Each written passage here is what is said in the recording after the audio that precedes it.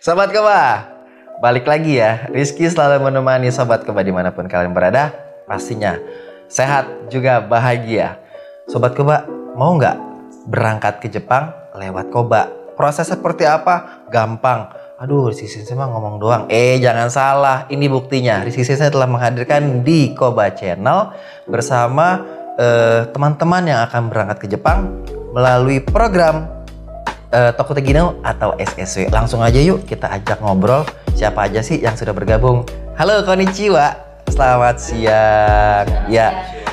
Dari yang Mbak cantik ini dulu deh satu nih. Silakan perkenalkan dirinya dan kemudian dengan Mas yang ganteng di sebelahnya. Silakan. Selamat siang. Nama saya Mulyasi. Saya asli dari Kebumen. Saya di sini ikut program SSW Toku Tegino dalam bidang Kaigo. Baik, terima kasih Mbak Ningsih. Ya, yang Mas ganteng ini siapa nih? Hai, selamat siang, minasang. Nama saya Deni Yusuf, asal dari Bogor, umur 29 tahun. Saya di Koba mengikuti program SSW ke Jepang dalam bidang Kaigo atau perawat lansia. Baik, oke. Artinya Mbak Ningsih sama Mas Deni ini berangkat satu bidang ya untuk Kaigo atau perawat lansia. Ini company-nya sama nggak sih nih? Sama ya. Oke. Tadi Mbak Ningsih asalnya dari Kebumen, Jawa Tengah ya. Mbak Ningsih, ini kalau boleh tahu nih pengalamannya sebelum berangkat ke Jepang sekarang, sebelumnya sudah pernah ke Jepang Mbak Ningsih? Sudah pernah ke Jepang. Tapi dalam program yang berbeda. Dalam program yang berbeda. Baik, itu dulu waktu berangkat ke Jepang programnya apa tuh Mbak Ningsih? Programnya magang 1 tahun. Itu di pabrik bagian packing susu. Packing susu. Berapa lama itu waktu di Jepang dulu? 1 tahun. 1 tahun ya. Artinya sekarang mau berangkat lagi dengan bidang yang beda ya. Ada kendala nggak sih kalau misalnya dari ex magang manufaktur makanan ke Kaigo? Itu ada kendalanya nggak waktu pelatihannya? Kalau untuk pelatihan kita yang ikutin aja untuk dari arahan dari senseinya. Ya kalau kita banyak berlatih nanti juga bisa. Apakah pelatihannya itu diikuti oleh Mbak Ningsih di Koba juga atau bagaimana? Iya, selama 1 bulan saya ikut pembelajaran di Koba. Untuk selanjutnya ya kita praktekin juga gitu.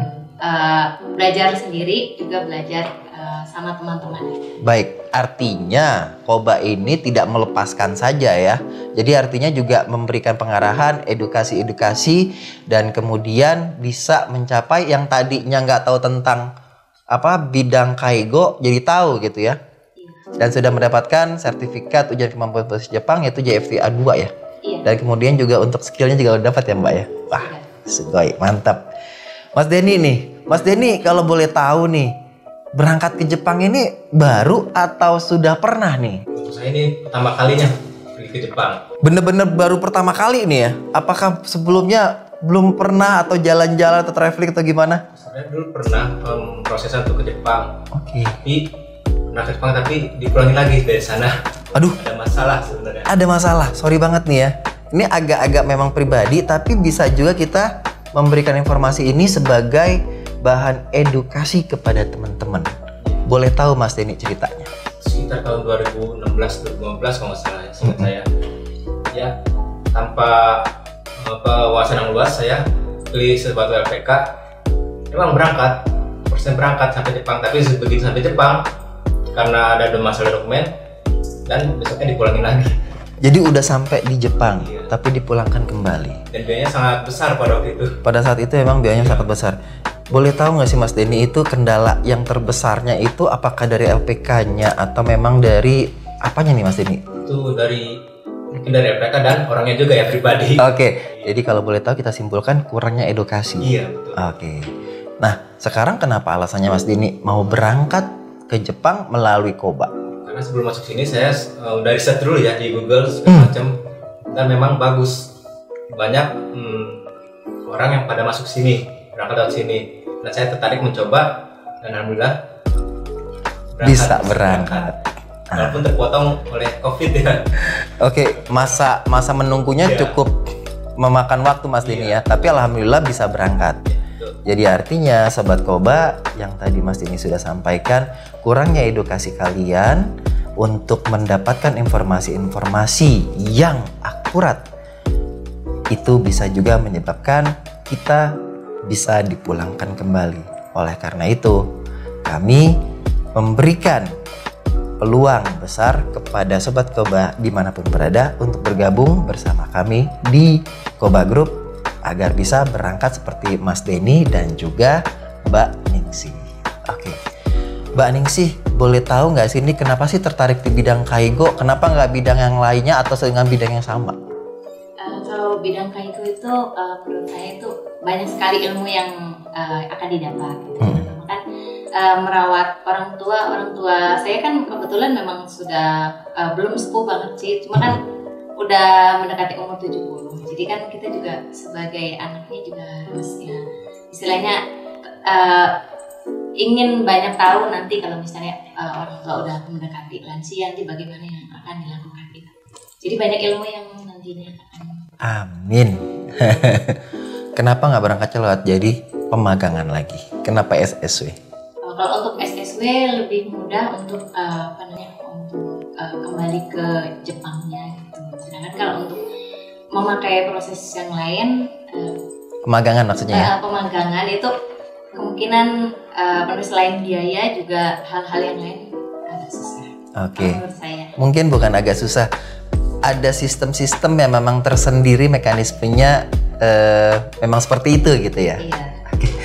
Sobat Koba, tadi Mbak Ningsih sudah memberikan informasi. Yuk berangkat dengan visa Tokutegino atau SSW. Tapi nggak salahnya juga dengan proses pemagangan. Tapi memang sekarang ini yang banyak dibutuhkan adalah untuk visa SSW atau Tokutegino. Benar begitu ya Mbak Ningsih ya? Oke. Mbak Ningsih maupun Mas Denny. Mas Denny, Ya. tadi udah memberikan informasi pengalaman yang nggak menyenangkan, dipulangkan gitu ya.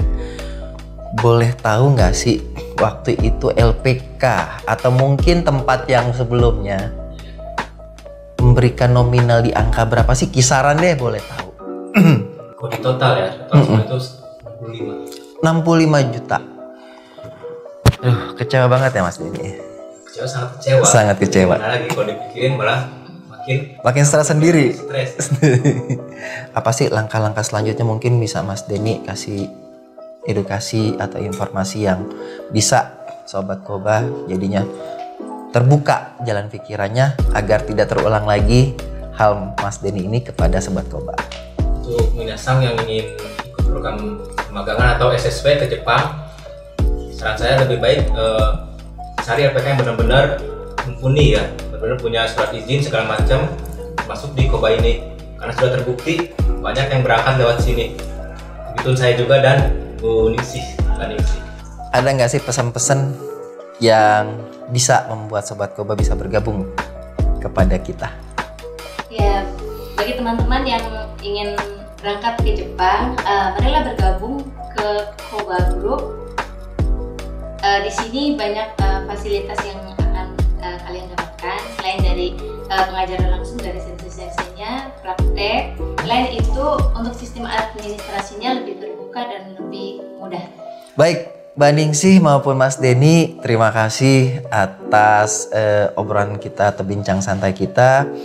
Semoga Mbak Ningsih maupun Mas Denny lancar untuk pekerjaannya di sana, menjemput impiannya di sana, dan juga bisa memotivasi Sobat Koba dimanapun berada dengan melihat atau mendengarkan apa yang sudah disampaikan oleh Mbak Ningsih maupun Mas Denny. Baik Sobat Koba, Rizky Sensei nggak perlu banyak memberikan informasi-informasi, nonton aja di Koba Channel, berikan komentar-komentar kalian, juga like, juga subscribe. Jangan lupa juga TikTok juga kami ada, dan kemudian Facebook maupun Instagram kami. Kunjungi website juga kami ya. Baik, Rizky Sensei mohon undur diri. Arigatou gozaimashita. Sayonara.